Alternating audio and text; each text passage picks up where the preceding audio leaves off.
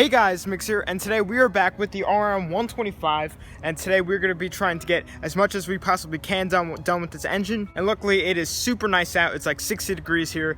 I'm in shorts and a t-shirt and I'm doing just fine. But let's head over to the engine and I'll show you guys some of the stuff that I did off camera and then some of the stuff that we're going to be doing today. What I did off camera is I set up the shift forks and everything like that because I was super confused with it. But then I finally figured it out thanks to some of you guys' help and just some YouTube videos. So I just had to focus and just try and figure this out because, as you guys know, this is my first time doing a whole bottom end like this. But I finally figured it out and everything seems to be rotating on both sides, so that is good. That also just ripped off some of the gasket. Probably need to go through just a little bit more in some spaces. And the crankshaft is back and the thing was fine. It doesn't look good, but I guess it is fine. I mean, that's just what I thought. I really didn't think it would need one. I mean, bikes from the 80s still have original crankshafts in them and they're still going strong. But this one is good to go, I guess, to go into the engine. So we're gonna be doing that today. Hopefully getting the cover on and then putting on some accessories on this side of the engine. When reassembling this engine, I need to do it kind of backwards. I mean, like when putting on the cases and, the crankshaft, because usually the transmission would be on this side instead of the other side, because usually it'll pop through that collar through there, but for some reason this one did not want to go through. It's not a big deal, but we're just gonna have to do some things a little bit in reverse when putting in the crankshaft, but we should be all good. But anyway guys, let's get started with working on this engine. First, now we're gonna start out with putting back in the crankshaft, and what I need for that is the crank puller installer. So this is a good tool. I'm so glad I bought it. It just made everything way easier. So what I'm going to be doing is putting the crankshaft in on this side first, and then once it is all tightened down due to the crankshaft installer, once it's all compressed in there, it should just be able to slide through on this side. What I'm going to be doing first is greasing up inside of the bearings so it's nice and lubricated in there. We have this high temp grease, so it'll stay in there for a while and it won't like melt away. Do a little bit on the crankshaft. All right, so that should be good. Now I'm gonna slide the crankshaft through in this way, then tighten it down with our crankshaft installer, and then begin to put on the gasket material and everything like that, and then close the cases.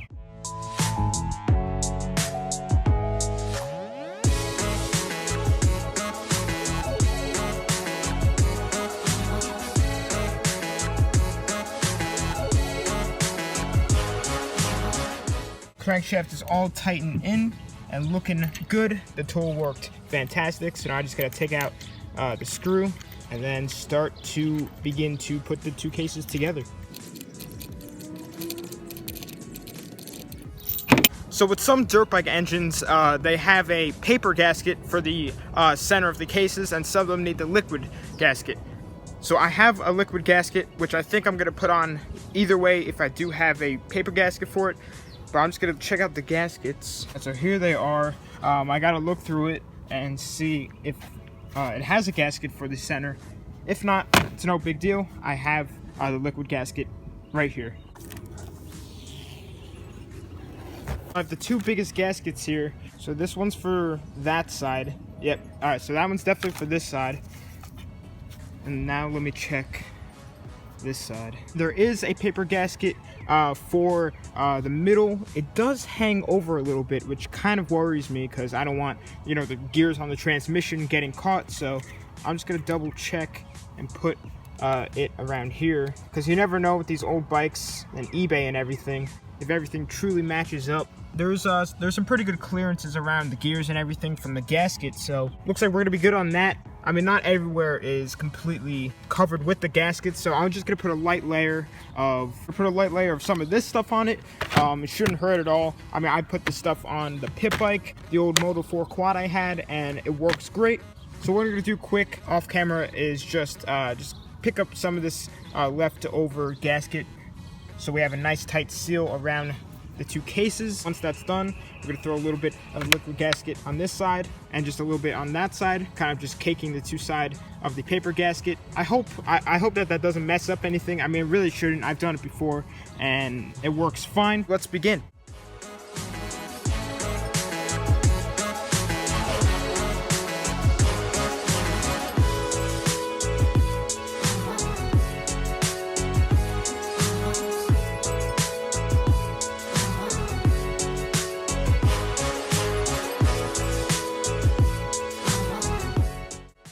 All right, guys, this feels very accomplishing. The engine is together in one piece. I just took a rubber mallet and just lightly tapped the outside of each side just to seat the gasket a little bit. Now I need to trim off the excess gasket as it's said to do. I'm sure that they only, put it all like that. Obviously, there's not supposed to be gasket right there. So they probably just put that there to, keep the gasket together. So I'm just gonna snip the outsides as right here as well, and then continue on. They're all snipped on the excess parts, and then I just wiped up some of the excess liquid gasket just so it looks a little bit better. But man, oh man, this feels great. Now if I rotate the crankshaft, you hear nothing but good bearings.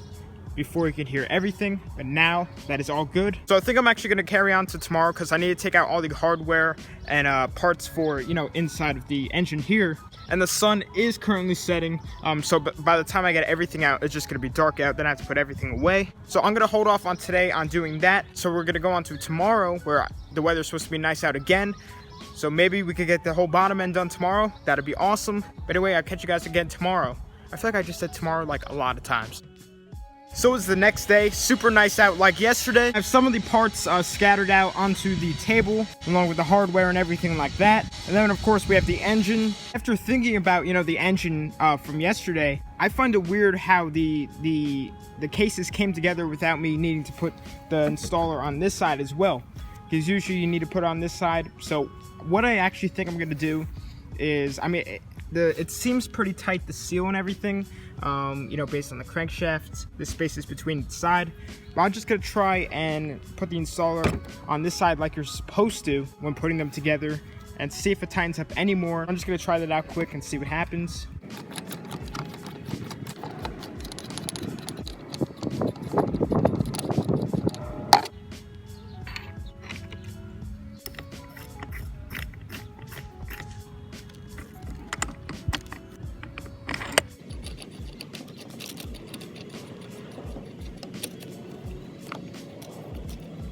So it has been like 2 hours since I last recorded a clip for the video, and that is because I've been having problems with this engine. So I've been using this tool, and when you go to compress the cases together with this tool, you don't put the two rods in, you do it like this. So it'll go in a little bit, but then it'll stop, and there wouldn't be a seal. There will still be some openings in some places, like right there, there's an opening, and then if I look in through the case, I can see daylight just a little bit on the bottom. So what I'm going to be trying to do now is putting in these screws around the entire side, and I did put one in and it did actually compress. So what I'm thinking, maybe if I put in the screws, that it'll come all together. So I'm just going to try that out and keep my fingers crossed that that'll work.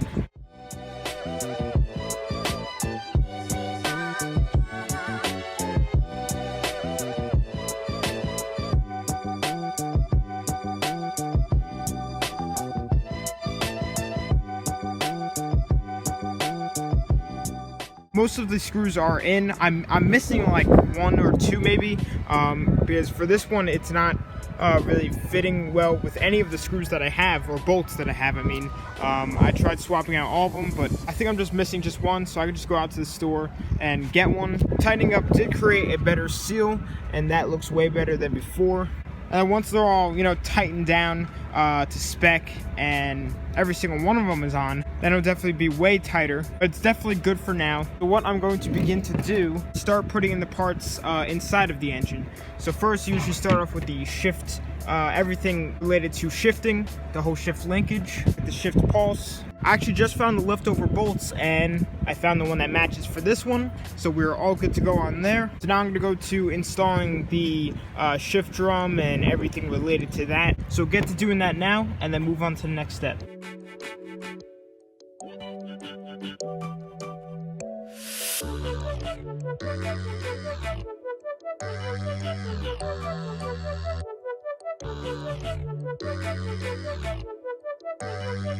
So the shift linkage is all set up and it is functioning, so that is good. And I made sure to Loctite everything. Everything's all snugged up. not overly tight, but not too loose, obviously. For these screws, I use the impact screwdriver to snug them all up nicely. Now I'm going to move on to the kickstart gear and the kickstart idler gear, and then to the 2 gears over here, and then we can go on to the big stuff like the clutch and everything like that.